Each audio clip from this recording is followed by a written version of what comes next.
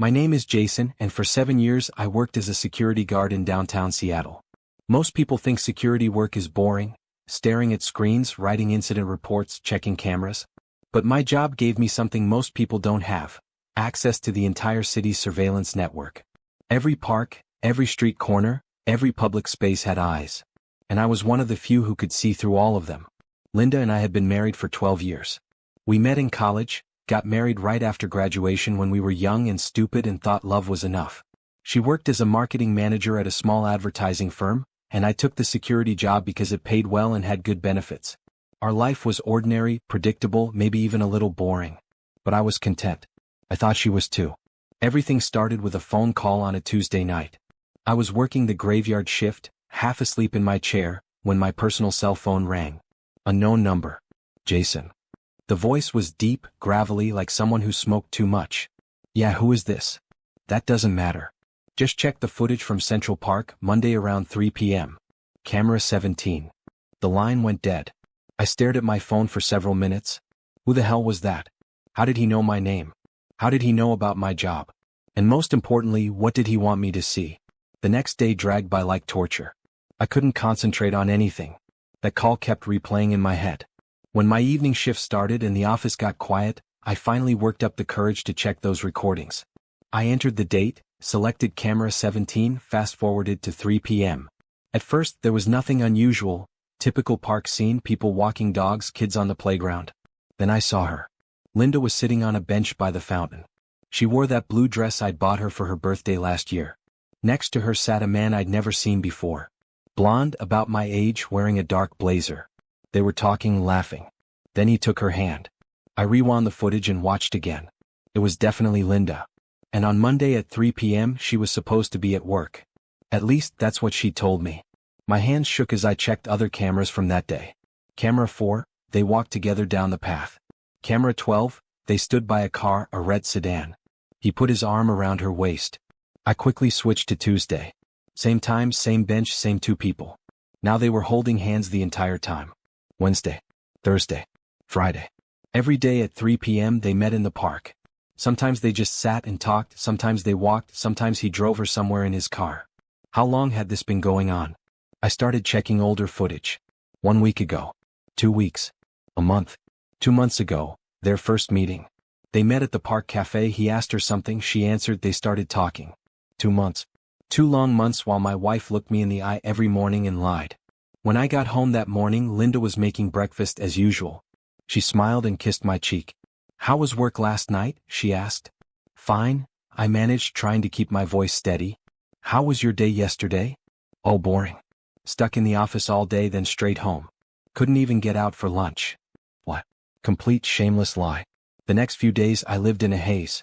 I tried to act normal, but inside everything was burning.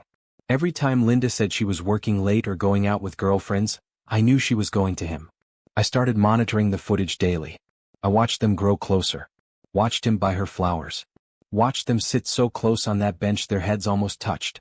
Watched him walk her to the bus stop before she came home, to me. But the worst part was knowing someone else knew about it and had deliberately called me. Who was it? Why did he do it? What did he want from me? A week later, the same gravelly voice called again. Well, did you see? Who are you? I demanded. Private investigator. I was hired by a woman to follow her husband. Turns out he's been meeting with your wife. My breath caught. What? Her name's Glenda. She suspected her husband Robert of cheating and hired me to find proof. Turns out she was right. Only now she has evidence and you don't. What do you want? To meet. Tomorrow, 7 p.m., Blue Moon Cafe on Main Street. Bring $1,000 cash, and I'll give you copies of all the photos and recordings I've made. And if I don't show? Then Robert never finds out his wife knows about the affair. And your Linda keeps meeting with a married man until he gets tired of her. And you keep living a lie. The line went dead again. I sat in my chair trying to process this. So the man Robert was also married. And his wife had hired a detective. Now this detective wanted money for information. $1,000. We had savings, but Linda would notice if that much disappeared from our account. The next day I thought constantly about what to do. Meet with him? Confront my wife? Pretend I knew nothing? At 7 p.m. I stood outside Blue Moon Cafe with $1,000 in my pocket. money I'd taken from our joint account for the first time in our marriage without telling Linda. The detective turned out to be a thin man in his 40s with calculating eyes. He handed me a thick envelope. Everything's in there: photos, schedule of their meetings, his car registration, his office address. And one interesting detail. What? Robert's planning to leave his wife. Glenda intercepted his email correspondence. He's filing for divorce next month and moving to California. Looks like he's asked your wife to go with him. My heart stopped. How do you know? Glenda showed me printouts of their email exchanges. Your wives are very careless with electronic communication. I drove home with the envelope, hid it in the garage, and tried to act normal. But Linda immediately noticed something was wrong. You look pale, she said at dinner. Are you getting sick? Maybe, I replied. Just tired. That night I couldn't sleep. I lay next to the woman who was betraying me and thought about what to do next. Confront her? Make a scene? Or just wait until she told me herself that she was leaving? The decision came unexpectedly. The next day at work, I was monitoring the cameras in real time and saw Linda with Robert by that same fountain. They looked serious, almost sad. He was explaining something to her, gesticulating. Then he hugged her and she started crying. I realized he'd told her about his plans. And about his wife knowing. That evening, Linda was unusually affectionate. She cooked my favorite dinner, poured wine, smiled constantly. But I could see something new in her eyes: guilt. Jason, she said after dinner, what would you think about us taking a trip somewhere? You know, change of scenery? Somewhere like where? I don't know, maybe out west. California, perhaps? I looked at her and realized this was the beginning of the end. She was testing the waters, gauging my reaction. Maybe Robert had told her he'd take her with him, but only if I wouldn't object or find out the truth. California? I repeated. What about work? Well, we could find new jobs. Start over. Start over. Without me, she meant. I decided to take action. The next morning, after Linda left for work, actually for another meeting with Robert, I called her office. Hi, this is Jason, Linda's husband. She didn't leave the doctor's number, did she? She was feeling sick yesterday. Linda? The voice on the other end sounded surprised. But she's been on sick leave for a week. Said she caught a bad cold. Another lie. A week of sick leave while she told me about important projects at work. I thanked them and hung up. Then I took the envelope of evidence and drove to a lawyer's office. The lawyer, an older man named Franklin, reviewed the photos and documents. This is more than enough for divorce, he said. But there's a complication. If she finds out you know and files first, she could claim half of your savings and assets. What do you suggest? Act fast and quiet. File the papers tomorrow without warning her. She'll receive the summons via courier at work. But she's on sick leave. The lawyer smiled. Even better. The courier will go to her home. I signed all the papers. The lawyer said the process would take several days, and by the end of the week, Linda would receive official notification of divorce proceedings. Those few days were the hardest of my life. I acted normally, went to work, came home, had dinner with my wife, watched TV. But inside, everything had changed. I looked at her and realized this woman was a complete stranger to me. But then something unexpected happened. On Wednesday night, while Linda was supposedly having dinner with her sister, I was monitoring the park cameras out of habit when I saw something that made my blood run cold. Robert was at their usual meeting spot, but not with Linda. He was with another woman. A brunette I'd never seen before. They were sitting very close and he was kissing her neck. I quickly checked the other cameras. They walked to his car together. She got in the passenger seat. He drove off with her. What the hell was going on? I went back through the footage from the previous few days. Monday, Robert met with Linda as usual. Tuesday, the same. But yesterday, Tuesday, there was another meeting. At 5 p.m., 2 hours after his meeting with Linda, Robert met this brunette at a different location in the park. He was cheating on Linda while cheating on his wife. With a third woman. I felt sick. Not just because my wife was being betrayed too, but because it meant this whole situation was even more complicated than I'd thought. Thursday morning, Linda seemed nervous. She kept checking her phone and barely touched her breakfast. Everything okay? I asked. Yes, just work stuff. More lies. That day, I did something I'd never done before. I left work early and drove to Central Park. I wanted to see this with my own eyes, not through a camera. I parked where I could see the fountain and waited.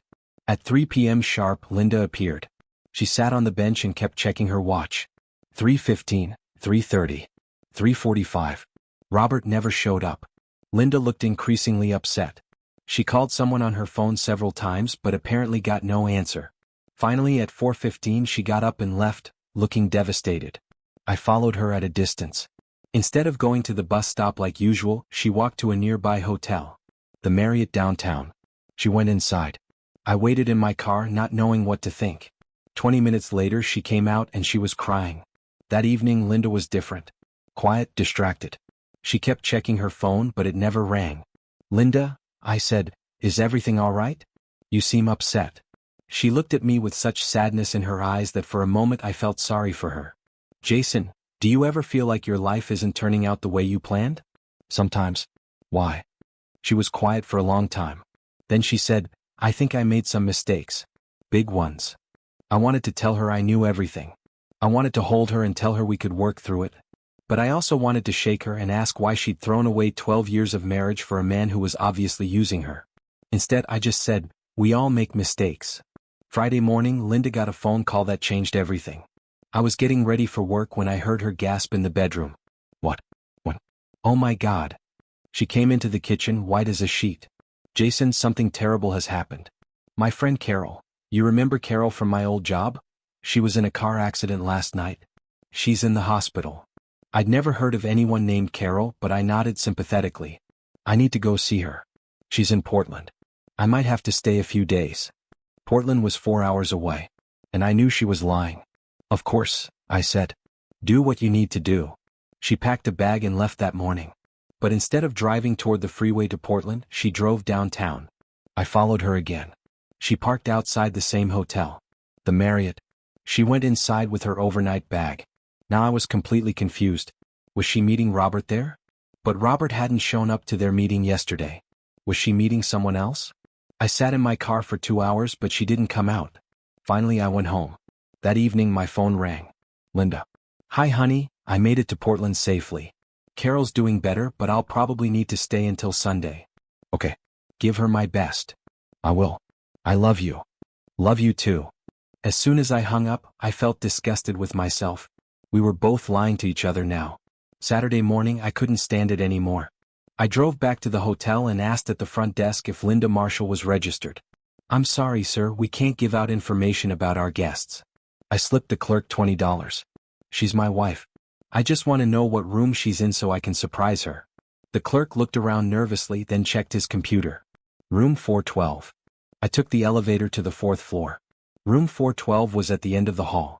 I stood outside the door for 10 minutes trying to decide what to do. Finally, I knocked. "Room service." I called out in a fake voice. "We didn't order room service," came a voice from inside. Linda's voice. "Sorry, wrong room," I called back. But I'd heard something else. A man's voice in the background. Not Robert's voice. I'd heard Robert talking on the surveillance footage enough to know. This was someone different. Who the hell was my wife with? I waited in the hotel lobby for 3 hours. Finally, around 2 p.m., Linda came down. She wasn't alone. The man with her was older, maybe 50, with gray hair and an expensive suit. They were holding hands and talking quietly. At the elevator, he kissed her goodbye. After he left, Linda went back upstairs.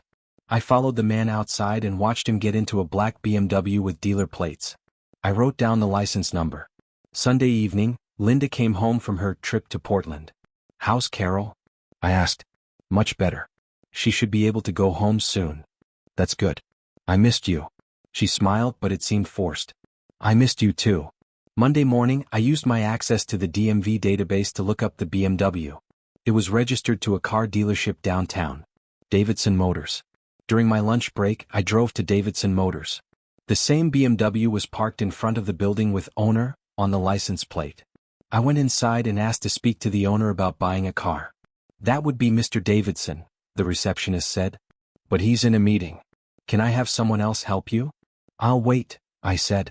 20 minutes later, a man came out of the office. The same man I'd seen with Linda at the hotel. "I'm Charles Davidson," he said, shaking my hand. "Sorry to keep you waiting. What can I show you today?" I made up some story about looking for a used sedan, let him show me around the lot for 15 minutes, then said I needed to think about it. Charles Davidson. Married, according to the wedding ring on his finger. Successful businessman. And apparently my wife's latest lover. But what about Robert? Had Linda moved on from him to this Charles? Or was she seeing both of them? That night, I accessed the hotel surveillance system through my work terminal. Yes, it was illegal, but I needed to know what was happening. The footage showed Linda arriving Friday morning and going straight to Davidson's room. She'd been there all weekend. But on Friday afternoon, Robert had also come to the hotel. He'd gone to a different room on the third floor. I checked the hotel registry through a contact I had in the hospitality industry. Robert was registered in room 315. His guest was listed as Amanda Chin, the brunette from the park. Robert was having his own weekend getaway with his third woman while Linda was with Charles Davidson. This was becoming more complicated by the minute. Tuesday, I got another call from the gravelly-voiced detective. "We need to talk again," he said. "Why?" "Things have gotten interesting. Meet me at the same place tonight at 8. This time I didn't bring money. I brought questions." The detective, who finally introduced himself as Marcus Webb, looked tired. "Your wife's situation has become complicated," he said. "How so?" "Robert's wife, Glenda, found out about the third woman, Amanda Chin. She's filed for divorce and is going after everything, the house, the business, the works." Robert's panicking. "What does that have to do with Linda?" "Robert called Linda yesterday. Told her he couldn't see her anymore, that his wife was taking him for everything and he couldn't afford any complications. He cut her off completely. That explained Linda's distress last week and her sudden trip to Portland, which was really a trip to the arms of Charles Davidson." "There's more," Marcus continued. "Charles Davidson is also married. His wife hired me last month to investigate him. That's how I found out about Linda." My head was spinning. "So you're working for multiple clients?" "3 actually. Robert's wife Glenda, Charles's wife Patricia, and now I'm working for you too since you paid me." "This is insane." "It gets worse. Charles's wife Patricia is planning to divorce him too. But she wants more than just evidence of adultery. She wants to destroy his business. Apparently, he's been using company funds to pay for hotel rooms and gifts for his affairs. Not just Linda, there have been others." I sat back in my chair.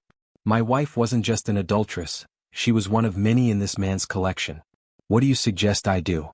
"That divorce paperwork you filed? Your wife's going to get it tomorrow. Be prepared for fireworks." I drove home feeling numb. Everything I thought I knew about Linda, about our marriage, about our life together, it was all an illusion. Wednesday morning, I left for work early. I couldn't face seeing Linda when she got the divorce papers. Around noon, my phone started ringing. Linda over and over. I didn't answer. Finally, she left a voicemail. "Jason, please come home. We need to talk. I can explain everything." But I wasn't ready to hear her explanations. Not yet. That evening, I came home to find Linda sitting at the kitchen table with the divorce papers in front of her. She'd been crying. "How long have you known?" she asked. "About Robert?" 2 months. "About Charles?" "Since last weekend." She looked surprised. "How did you?" "Never mind. It doesn't matter." We sat in silence for several minutes. "Linda," I finally said, "I need to understand something. Was any of our marriage real? Or have you been unhappy for years and I just didn't see it?" She wiped her eyes. "It was real, Jason. In the beginning. We were good together for a long time. But somewhere along the way we stopped connecting. We became roommates instead of lovers. You stopped seeing me and I stopped feeling seen. So you found someone who did see you? Someone who made me feel alive again." "Yes." "Someone? Or 2 someones?" She blushed. He made me feel young and exciting. But when his wife found out, he dropped me like I was nothing. I felt so used, so stupid. Charles found me crying in a coffee shop and offered to listen. He was kind, understanding. One thing led to another. And you didn't think to talk to me? Your husband of 12 years? Jason, when was the last time we really talked? About anything important? We discussed bills, schedules, who's going to fix the garbage disposal. When was the last time we talked about dreams or fears, or what we wanted from life? I thought about it. She was right. Somewhere along the way we'd stopped being a couple and become 2 people sharing expenses. "That doesn't excuse what you did," I said. "No, it doesn't. I know that. I should have talked to you first, should have tried to fix things with you before looking elsewhere. But Jason, by the time I realized what was happening, I was already in too deep." "With both of them?" "Robert was never serious about me. I know that now. He was just looking for excitement. But Charles, he said he loved me. He said he was going to leave his wife. And you believed him?" "I wanted to. I needed to believe that someone could love me that much." I looked at this woman I'd lived with for 12 years and realized I was seeing the real Linda for the first time. Not the composed, controlled woman who made my breakfast every morning, but someone desperate to feel valued, to feel desired. Linda, did you ever love me? Really love me? Yes, she said immediately. I did. I do. But Jason, love isn't always enough. People change. Needs change. I changed and you stayed exactly the same. Is that such a bad thing? It is when your partner needs you to grow with them. Thursday morning, Linda packed more of her things. She was going to stay with her sister while we worked out the divorce details. Where does this leave you and Charles? I asked. I don't know. His wife found out yesterday. He's facing his own divorce now, and apparently there are financial complications. He might not be the man I thought he was either. Maybe you should take some time to figure out what you actually want before jumping into another relationship. She smiled sadly. When did you become so wise? About 5 minutes after I realized my marriage was over. Friday afternoon, I got a call from my lawyer. Jason, we have a problem. Linda's lawyer is claiming emotional abandonment. They're saying you neglected her emotionally for years and that drove her to seek companionship elsewhere. Can they do that? They can try. It might reduce the settlement amount.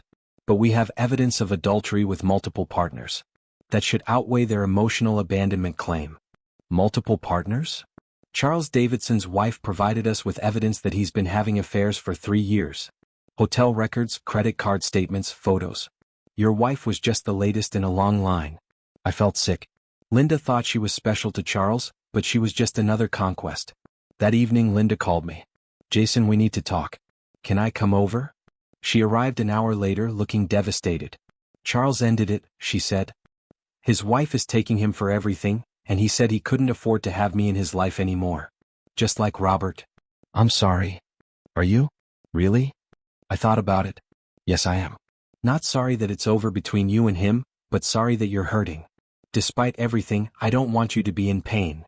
She started crying. I've made such a mess of everything.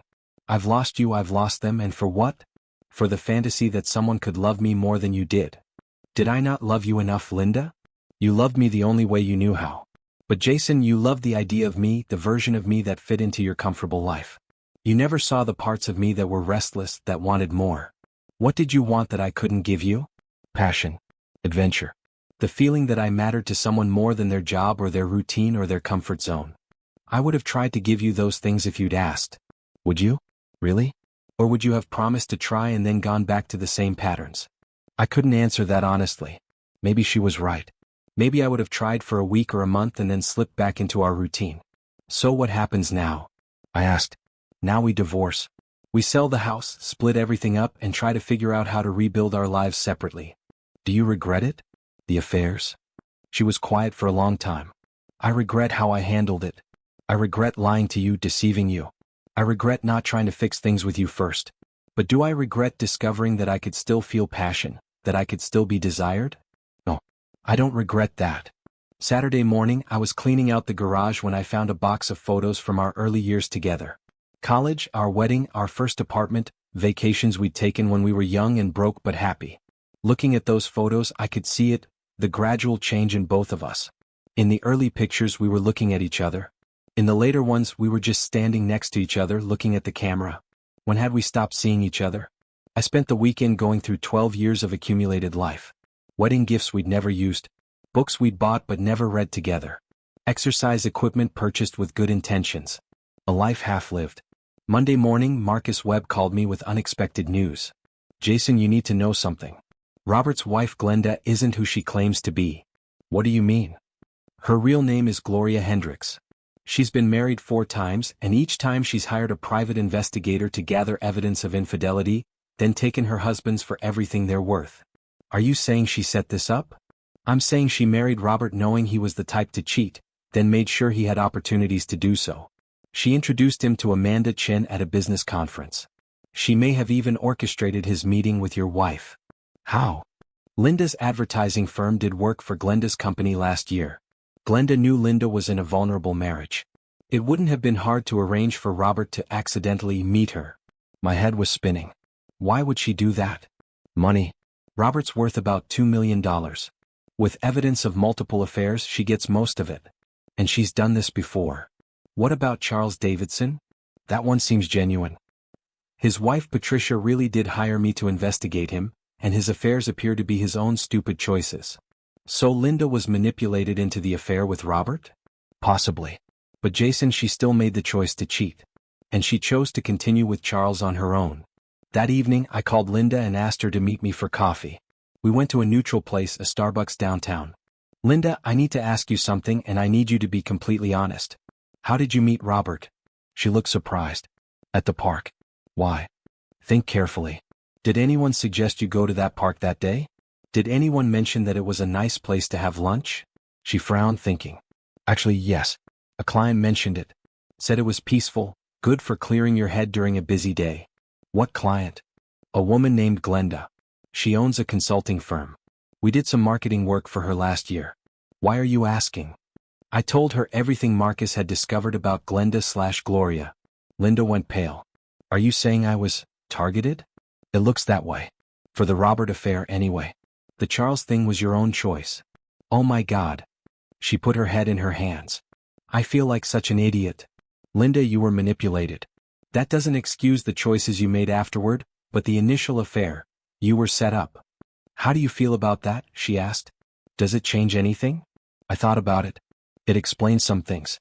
But it doesn't change the fact that our marriage was already in trouble, or that you chose to handle it by looking outside instead of working with me. No, it doesn't. We sat in silence for a while. Jason, is there any chance we could try again? Knowing what we know now. I looked at her, really looked at her, for the first time in months. She was still beautiful, still the woman I'd fallen in love with in college. But there was something different in her eyes now. Experience maybe. Or damage. I don't know, I said honestly. I don't know if I could ever trust you completely again. And I don't know if you could ever be satisfied with the kind of life I have to offer.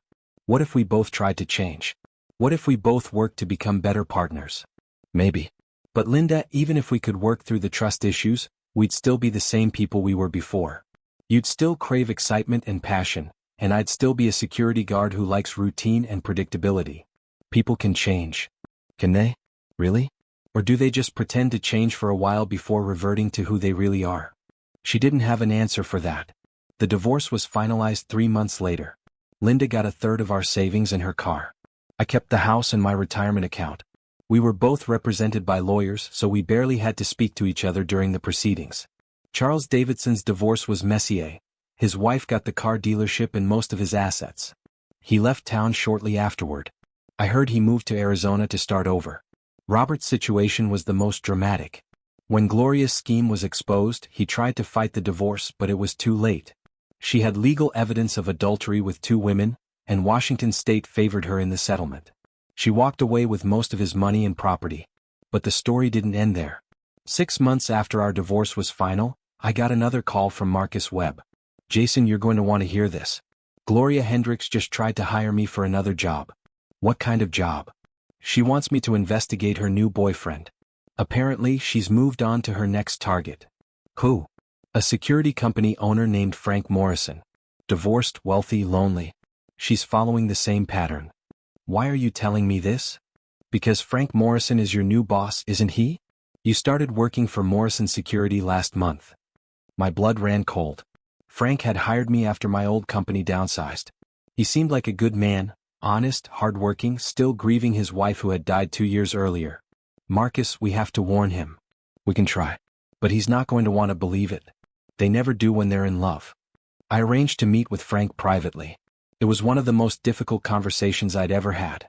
Frank, I need to tell you something about Gloria Hendricks. His face lit up at the mention of her name. Isn't she wonderful? I can't believe a woman like that would be interested in someone like me. That's exactly the problem, Frank. She's interested in you for the wrong reasons. I told him everything, about Robert, about her pattern of targeting vulnerable wealthy men, about the private investigator she'd hired to manufacture evidence against him. Frank listened in silence, his face growing darker. How do I know you're not lying? He asked. How do I know you're not just trying to sabotage my happiness?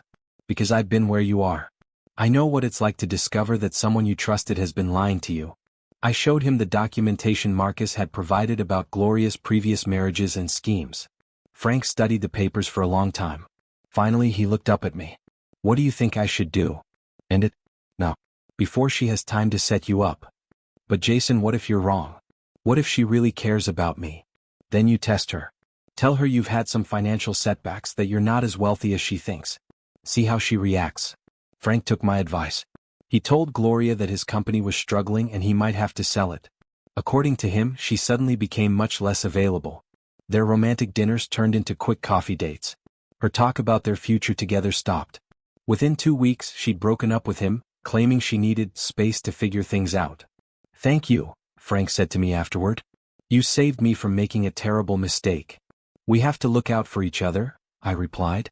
A year after my divorce, I ran into Linda at a grocery store. She looked different, thinner, more tired, but somehow more at peace.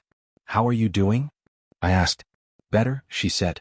"I'm in therapy, trying to figure out why I made the choices I made." "And what have you learned?" "That I was looking for external validation because I didn't value myself. That I was trying to fill a hole inside me that only I could fill." "Are you dating anyone?" She shook her head. "I've decided to take some time to be alone, to figure out who I am when I'm not trying to be what someone else wants me to be." "That sounds healthy. What about you? Are you seeing anyone?" I thought about Sarah, the librarian I'd been having coffee with once a week for the past month. "Nothing serious yet, but something promising." "Maybe," I said, taking it very slowly. "Good for you." She paused. "Jason, I want you to know that I'm sorry. Not just for cheating, but for not fighting for our marriage before it got to that point. I'm sorry too. For not seeing that you were unhappy, for not being the partner you needed. Do you think we could have made it work if we'd both tried harder?" "I don't know. Maybe. But Linda, I think we both needed to go through this to become the people we're supposed to be." She smiled. "When did you become so philosophical?" "About the time I realized that sometimes losing something is the only way to understand what it was worth." We talked for a few more minutes, then went our separate ways. It was the first time since our divorce that we'd spoken without anger or pain between us. 2 years later, I married Sarah in a small ceremony at the courthouse. Frank Morrison was my best man. Linda sent a card congratulating us. She'd moved to Denver and was working as a freelance graphic designer, finally pursuing the creative career she'd always talked about but never attempted during our marriage. Marcus Webb retired from private investigation and opened a small bookstore. He said he was tired of exposing people's secrets and wanted to help them discover new worlds instead. Gloria Hendricks was eventually arrested for fraud after her 5th marriage scheme fell apart when her target discovered her pattern before she could execute it. She's currently serving 3 years in minimum security prison. Robert moved to Florida and remarried, this time to a woman who knew his history and married him anyway. According to mutual friends, they seem happy, though he's learned to be completely transparent about his whereabouts and activities. Charles Davidson never recovered financially from his divorce. Last I heard, he was working as a sales manager at someone else's car lot in Phoenix, living in a studio apartment and paying alimony to his ex-wife.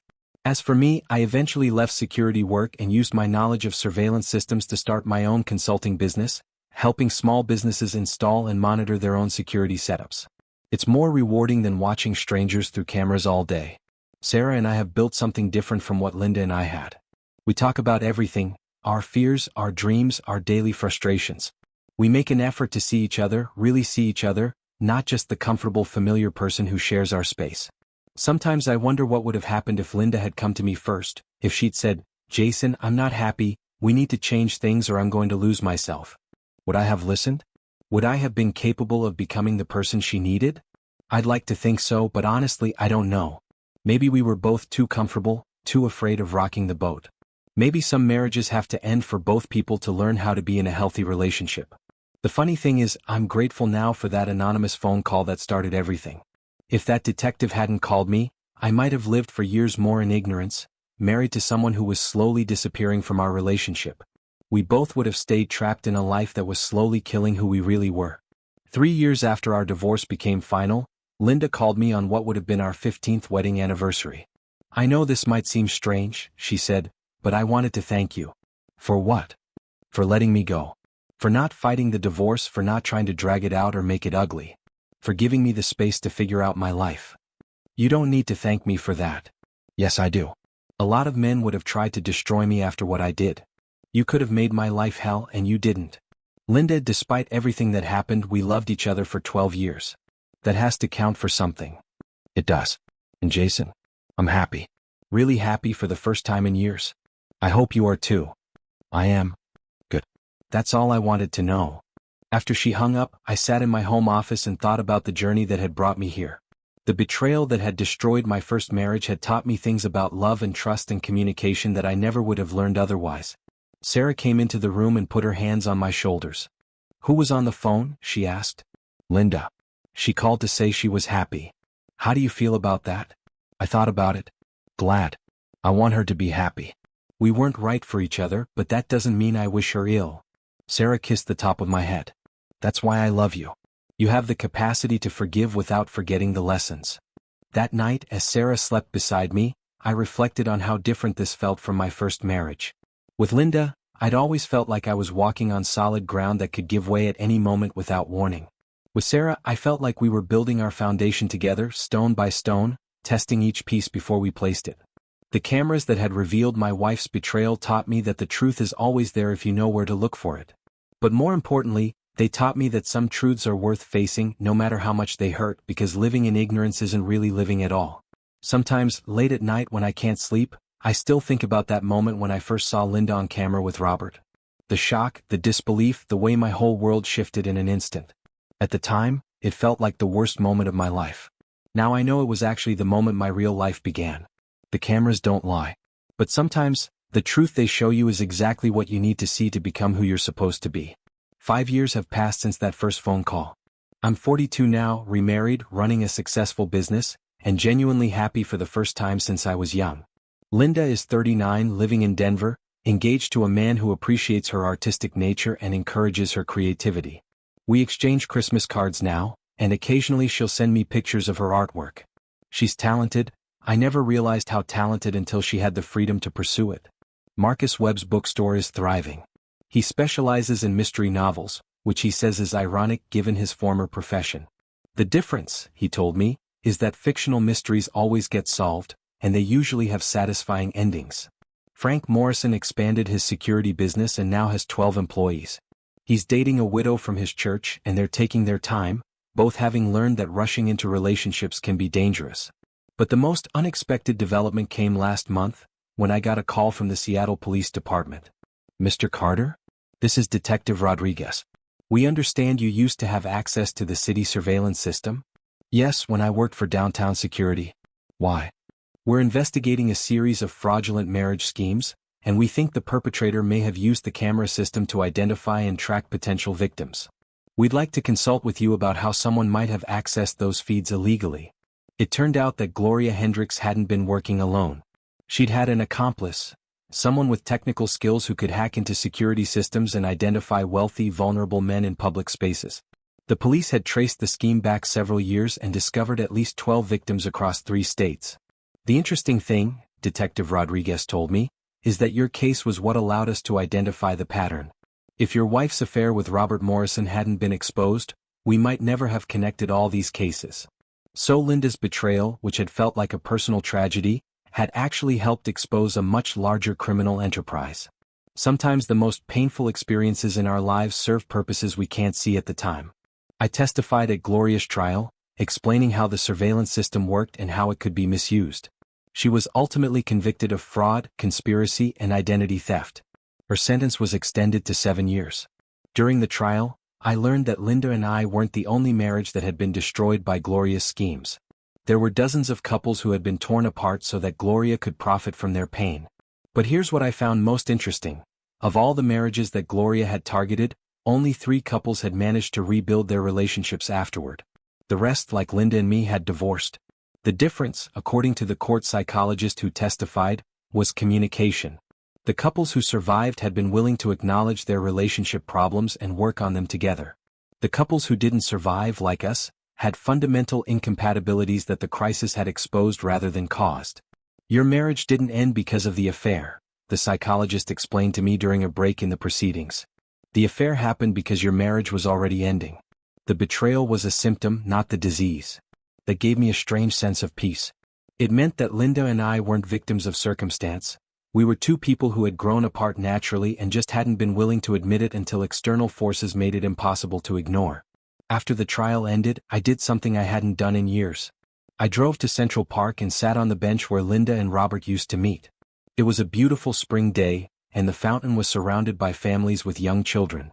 I thought about all the conversations Linda and I might have had if we'd been braver, more honest with each other. What if she told me she was feeling restless and unfulfilled? What if I'd admitted that I was comfortable but not particularly happy? What if we'd gone to counseling or taken that trip to California or just tried harder to see each other as individuals rather than as familiar fixtures in each other's lives? But even as I imagined those conversations, I knew they probably wouldn't have saved our marriage. We were fundamentally different people who had been compatible when we were young and unsure of ourselves, but who had grown in different directions as we matured. Linda needed excitement, creativity, passion. I needed stability, predictability, peace. Neither of those needs is wrong, but they're difficult to satisfy in the same relationship. Sarah joined me on the bench after I called and told her where I was. "Do you regret how things happened?" she asked. "I regret the pain it caused," I said. "I regret that Linda felt she had to lie and sneak around instead of just telling me she was unhappy. I regret that I was so oblivious to her needs that she felt like she had no choice but to look elsewhere. But do I regret that we divorced? No. We're both happier now. Even knowing that you might have been manipulated into the situation? Even then. Gloria may have created the opportunity, but Linda and I created the circumstances that made the opportunity appealing." Sarah took my hand. "I love your wisdom, but I also love that you're not bitter about it." "How can I be bitter? If none of this had happened, I never would have met you." We sat there for another hour watching people come and go. Young couples holding hands, families chasing toddlers around the fountain, elderly couples feeding ducks at the pond. Life in all its messy, complicated, beautiful variety. As we got up to leave, Sarah asked, "Do you ever wonder what Linda would think of the man you've become?" I thought about it. I think she'd be proud of me. And I think she'd be glad that we both found what we were really looking for. Which was the courage to be ourselves. Walking back to our car, I realized that the story I thought was about betrayal and divorce was actually about growth and self-discovery. Linda's affairs had been the catalyst, but the real journey had been learning to build a relationship based on genuine intimacy rather than comfortable habit. That night, I deleted all the surveillance footage I'd saved from those months of watching Linda's secret meetings. I didn't need the evidence anymore and I didn't want the memories. Some chapters of life are meant to be closed and filed away. Sarah and I are talking about starting a family. We've been married 2 years now and we feel ready to take that step. It's a conversation Linda and I never had. We'd always assumed we'd have children someday, but someday never came because we were too busy living separate lives in the same house. This time, I'm not leaving anything to assumption. Sarah and I talk about everything: our fears about parenthood, our financial concerns, our dreams for our children's futures. We're building our family the same way we built our relationship. Deliberately, honestly, with full awareness of what we're choosing. Sometimes I think about Linda's children, the ones she might have had with Robert or Charles if either of those relationships had worked out. But according to her Christmas cards, she's found something better: the freedom to be creative, to travel, to define her own life on her own terms. Maybe motherhood will come later for her, or maybe it won't, but either way it will be her choice. That's what I've learned from all of this. The most important relationship you can have is the one with yourself. Until you know who you are and what you actually want from life, you can't build anything lasting with another person. Linda and I spent 12 years trying to be the people we thought we should be, the responsible married couple with the house and the steady jobs and the predictable routine. But neither of us was truly happy in those roles. We were acting out a script that someone else had written for us. Now, at 42, I finally feel like I'm living my own life instead of the life I thought I was supposed to want. The cameras that revealed my wife's betrayal ultimately revealed something much more important: the truth about myself. Thank you for watching the video to the end. Maybe YouTube will no longer offer you my channel, so subscribe to it by clicking subscribe on the right under the video to receive new interesting stories. Also on the right of the video there is a playlist with other interesting stories that you can listen to, and you can also write in the comments what stories you would like to see on the channel.